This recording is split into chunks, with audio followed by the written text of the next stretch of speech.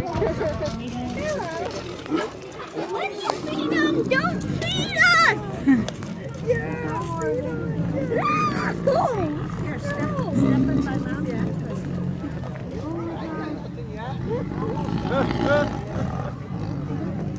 Uh-oh, there.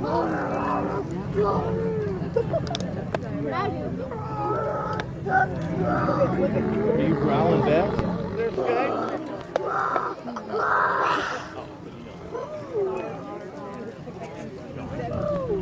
There's the food. Give it to me. He's growling at me. He's growling at you? So you're growling back? Jar, jar, jar.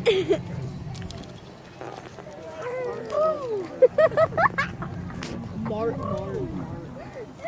Goat.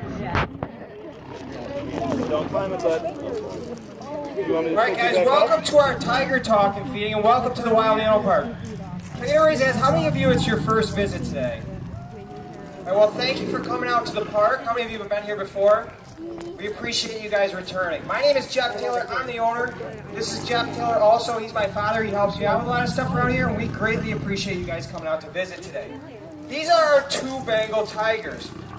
Bengal tigers are an endangered species. There's less than 3,000 of them still in the wild. So it's very, very important for us to have them here, for you guys to see them, to learn about them, and the need for conservation, and to just appreciate how amazing these animals are. These are Bengal tigers. They come from India, Nepal, Bangladesh.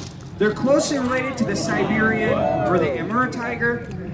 These guys do deal with winter really well. They get a thicker coat. They actually enjoy the winters. They run around, they play in the snow. So a lot of people do ask us where they go in the wintertime. The big white tiger, his name is Odin. He's between 500 and 600 pounds. Kiara is the orange tiger. She's probably right around 300 to 350 pounds. As you see, Odin is a big boy. He's actually, I've traveled zoos all over. He's one of the biggest tigers I have ever seen. Now there are 4 different colors of the Bengal tiger. There is the normal orange color like Kiara. There is a tabby color, which is an orange with white stripes. There's a white tiger, which is a white tiger with black or brown stripes. And then you have what Odin is. Odin is the rarest color of all the tigers in existence. He's called a snow white tiger. His stripes are either shadow or they're not even there. So we were very, very fortunate to get Odin here. He was donated to us from another quality zoo. Upon arrival, or before arrival, we actually had Odin neutered, so we won't breed the tigers here at the wild because there's already enough tigers in captivity that we just didn't want to have babies born here and not have a good quality home for them to go to. So that was very, very important for us.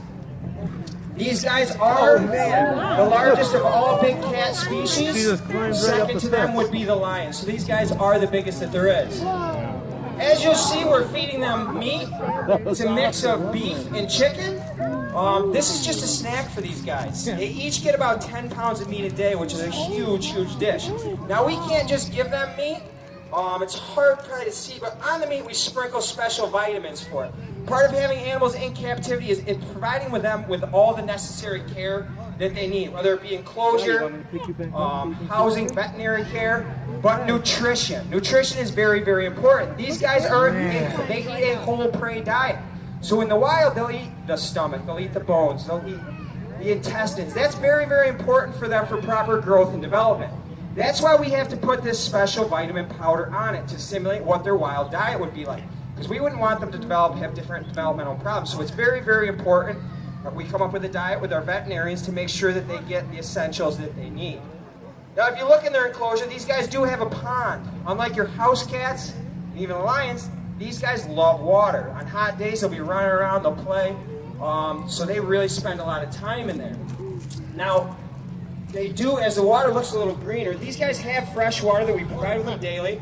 Odin likes to pick up the probably 350, 400 pound barrel of water, throw it up in there and dump it, and then drag it into the bottom of the pond. So we have to fish it out constantly, refill it for them.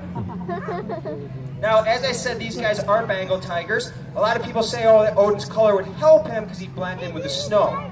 He does not come from where the snow is. That would be the Siberian or Amur. And they do not have the genetic difference of being a white tiger. So none of your Amur or Siberians would ever be white. Odin's white color would actually hurt him in the wild. As a cub, he would stand out. He wouldn't blend in like Kiara would to the reeds and grasses. And hawks or other predator animals would see him and be able to go after him. And he would probably not make it to adulthood.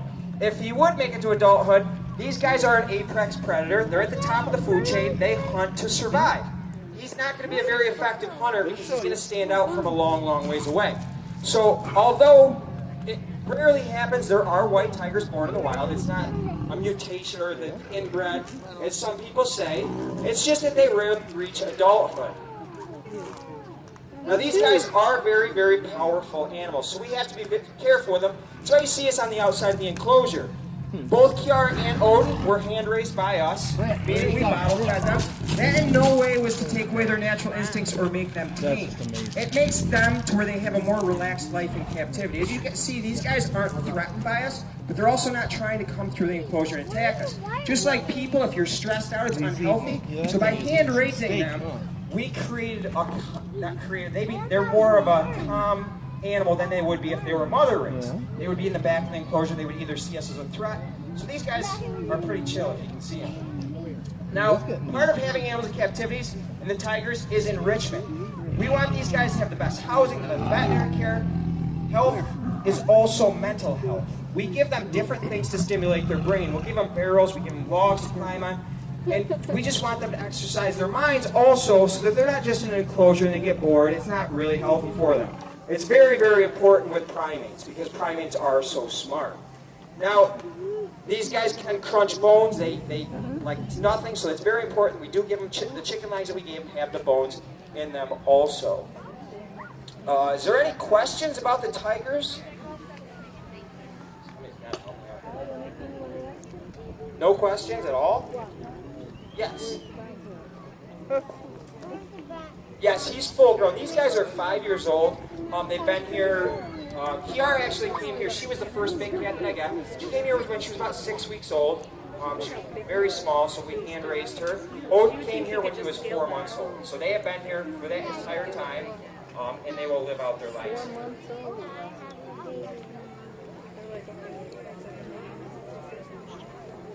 That platform, they do jump right up on it. These guys are extremely powerful. So like I said, we do the shows on the outside.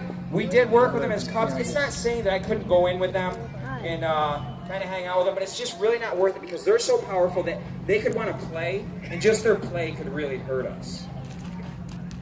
Mama. Mama. What's up? The other tiger has less stripes because he's got that snow white color, which is it's a genetic difference. It's very rare, and his are just shadow stripes, are not really there at all. Of the white tigers, there's a decent amount of white tigers with black stripes, but Odin's color, the snow white tiger, I think there's believed to be less than 50 of them in existence. So we're really, really lucky to have Odin here as an ambassador animal. These guys, it's important for us to have them. It's so important for you guys to see them and appreciate them. And that's why we have them here. And, oh, another question? I can barely see a stripe. Question? So, how long do they live? That's a really, really good question. In the wild, a tiger may live 12, 13 years, right around that range. Tigers take up a very large space of area. So they might take up about 10 square miles per tiger. Now it's a big area, but that also is a big problem for them because right now, these guys, well, with the world the way it is, they come from third world countries that don't necessarily appreciate them like we do. So they'll cut down forests for farming, and their area is shrinking smaller and smaller and smaller. Well, your 10 square miles get smaller and smaller that each animal takes up, so there's less areas to support them, and they just can't support any more tigers. So as they get older, their area, they'll get a younger, more powerful tiger that'll move in.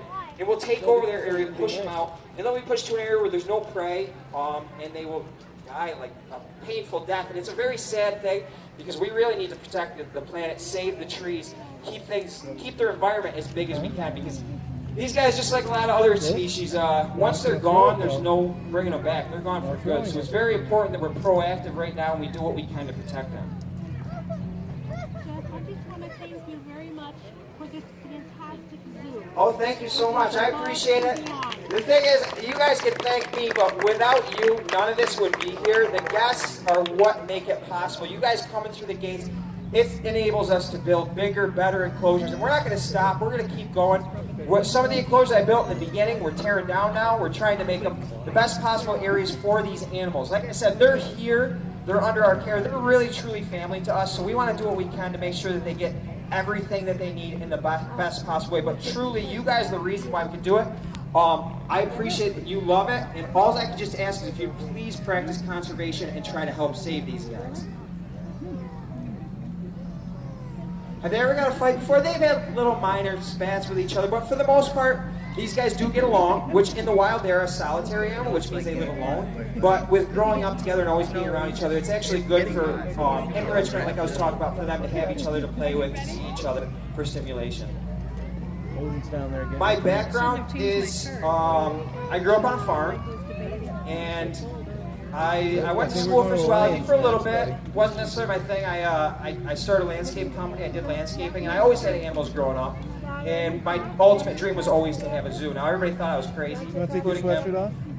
They were totally against it, but I still did it. For my son's first birthday, I built him a mini petting zoo in my backyard at a different property.